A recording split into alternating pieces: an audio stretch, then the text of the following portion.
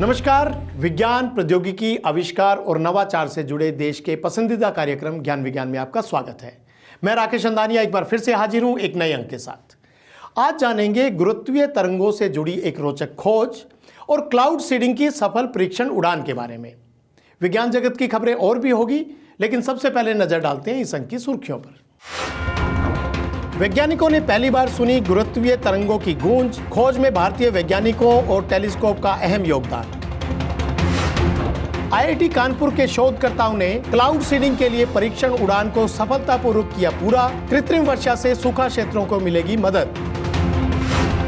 देश दुनिया में विज्ञान जगत की महत्वपूर्ण जानकारियां साइंस एक्सप्रेस में, और हिस्ट्री ऑफ साइंस में जानिए इतिहास में दर्ज महत्वपूर्ण वैज्ञानिक उपलब्धियों को। और अब खबरें विस्तार से। एक लंबे इंतजार के बाद दुनिया भर के वैज्ञानिक आखिरकार गुरुत्वीय तरंगों की गूंज सुनने में सफल हो गए हैं। कम आवृत्ति वाली ये तरंगे ब्लैक होल्स के टकराने के कारण पैदा होती है। खास बात यह है कि गुरुत्वीय तरंगों की गूंज को सुनने में भारतीय टेलीस्कोप और वैज्ञानिकों ने भी अहम योगदान दिया है। विस्तार से जानने के लिए देखिए ज्ञान विज्ञान की ये रिपोर्ट।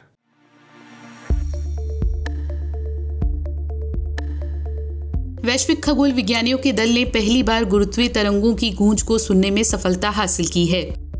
इस खोज में भारत के 7 संस्थानों के वैज्ञानिक भी शामिल हैं। साथ ही पुणे स्थित upgraded giant metre wave radio telescope यानी UGMRT विश्व के 6 सबसे संवेदनशील टेलीस्कोप्स में शामिल है, जिसने गुरुत्वीय तरंगों की गूंज को सुनने में महत्वपूर्ण योगदान दिया है। माना जाता है कि बिग बैंग के तुरंत बाद शुरुआती ब्रह्मांड में सुपरमैसिव ब्लैक होल्स के विलय के कारण गुरुत्वीय तरंगें उत्पन्न हुई थी। इस खोज के बाद से ही वैज्ञानिक सुपरमैसिव ब्लैक होल्स के विलय की प्रकृति और साथ ही ये समझने की कोशिश कर रहे हैं कि किन कारणों ने इन्हें नजदीक लाया।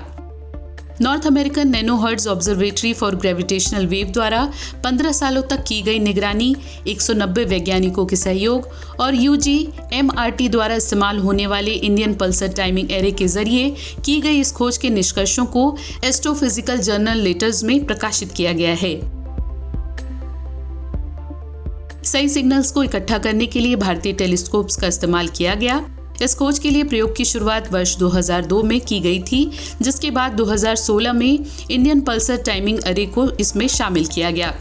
इस प्रयोग में NCRA Pune, TIFR Mumbai, IIT Roorkee, Eicher Bhopal, IIT Hyderabad, IMSC Chennai और RRI बेंगलुरु संस्थान शामिल थे।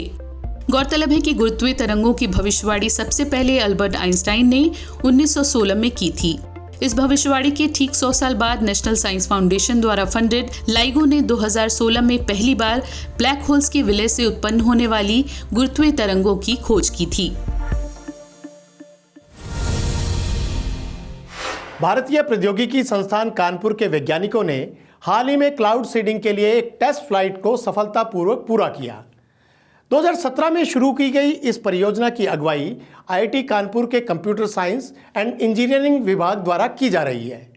क्या होती है क्लाउड सीडिंग और इसकी जरूरत कब पड़ती है, जानने के लिए देखिए ज्ञान विज्ञान की ये रिपोर्ट।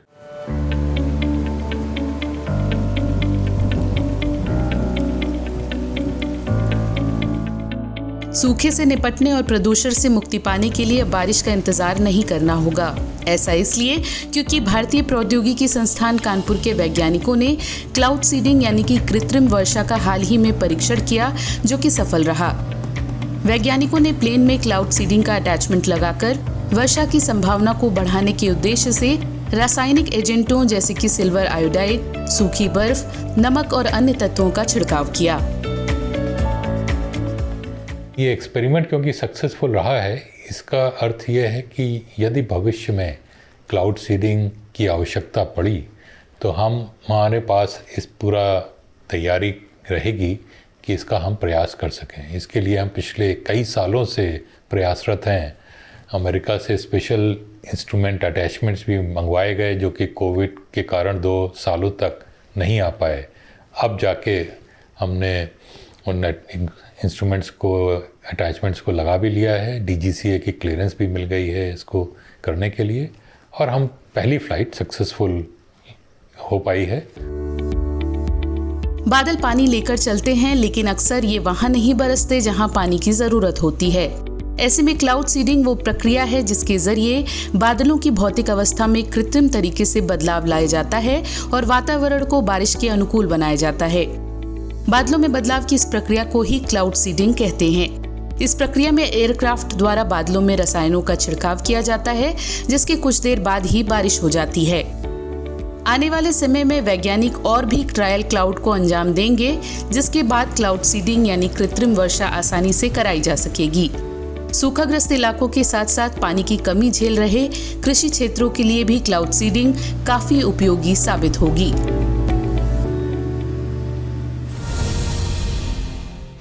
और अब नजर डालते हैं विज्ञान जगत की कुछ और ताजा गतिविधियों पर ज्ञान विज्ञान के सेगमेंट साइंस एक्सप्रेस में।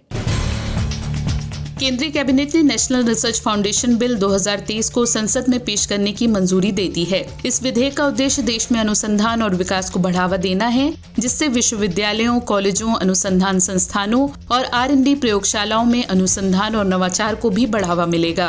केंद्र सरकार आगामी मॉनसून सत्र में नेशनल रिसर्च फाउंडेशन बिल 2023 को संसद में पेश कर सकती है। संसद में मंजूरी मिलने के बाद ये विधेयक राष्ट्रीय शिक्षा नीति की सिफारिशों के अनुसार देश में वैज्ञानिक एवं अनुसंधान को उच्च रणनीतिक दिशा प्रदान करने के लिए एक शीर्ष निकाय NRF की स्थापना करेगा, जिसकी कुल अनुमानित लागत 5 वर्षों के दौरान 50,000 करोड़ रुपए होगी। विज्ञान एवं प्रौद्योगिकी विभाग NRF का प्रशासनिक विभाग होगा, जो एक गवर्निंग बॉडी द्वारा शासित होगा। इंटरनेशनल एस्ट्रोनॉमिकल यूनियन ने भारतीय खगोल विज्ञानी अश्विन शेखर के नाम पर एक छोटे ग्रह का नाम रखकर उन्हें सम्मानित किया है। अश्विन शेखर को यह सम्मान मीटियोर्स के क्षेत्र में उनके महत्वपूर्ण योगदान के लिए दिया गया है।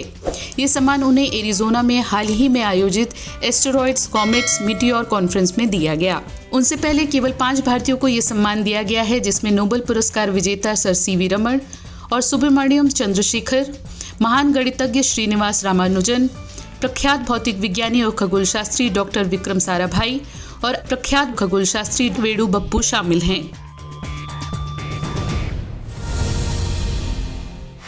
इतिहास के पन्नों में दर्ज वैज्ञानिक उपलब्धियों को जानने के लिए आइए देखते हैं ज्ञान विज्ञान का special segment history of science.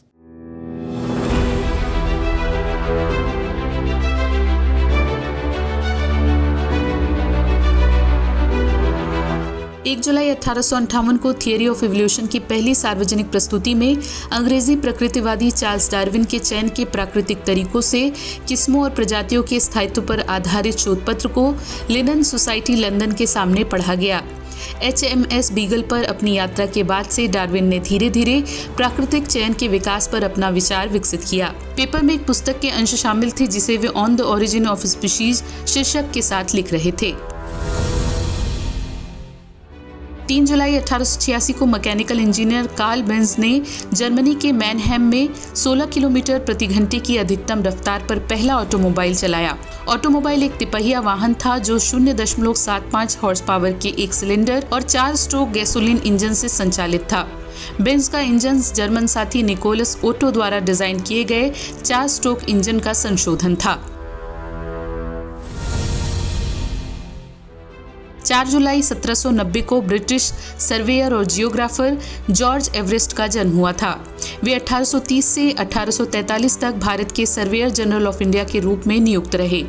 Everest Bharat के दक्षिण से उत्तर नेपाल तक फैली मेरिडियन आर्क के साथ भारत के टिग्नोमेट्रिक सर्वे को पूरा करने के लिए काफी हद तक जिम्मेदार है। पृथ्वी की सबसे ऊंची पर्वत चोटी माउंट एवरेस्ट का नाम उनके नाम पर रखा गया, हालांकि वे इस पर कभी नहीं चढ़े। 5 जुलाई 1996 को एक डॉली नामक भेड़ के क्लोन का जन्म रोसलिन इंस्टीट्यूट स्कॉटलैंड में हुआ था। ये सोमैटिक सेल से क्लोन किया गया पहला मैमल था। मूल रूप से 6LL3 कोड नाम वाले क्लोन मेमने का नाम गायिका और अभिनेत्री डॉली पार्टन के नाम पर रखा गया था। तो आज के अंक में बस इतना ही। विज्ञान, प्रौद्योगिकी, नवाचार और आविष्कार की ताजा जानकारियों के साथ अगले हफ्ते आपसे फिर होगी मुलाकात। तो बने रहिए हमारे साथ वैज्ञानिक सोच के साथ। नमस्कार।